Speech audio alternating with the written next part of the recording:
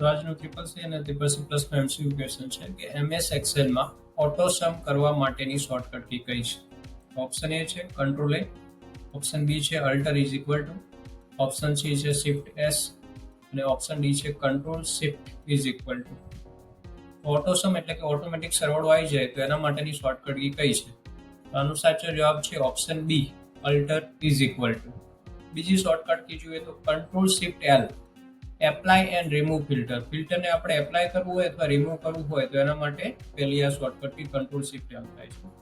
પછી F2 edit active cell, એટલે પસંદ કરેલ સેલની અંદરનો એડિટ કરવા માટે ડાયરેક્ટ F2 કરો એટલે અંદર એડિટ કરી શકો.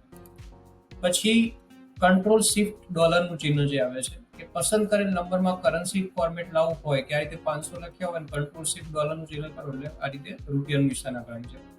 પછી એવી પસંદ કરેલ નંબરને પર્સન્ટેજ ફોર્મેટમાં ફેરવવું હોય તો કંટ્રોલ શિફ્ટ પર્સન્ટેજ કરવાથી આવી જાય. 0.25 લખ્યા હોય તો તમે જે છે પર્સન્ટેજ કરો એટલે આ રીતે આવી.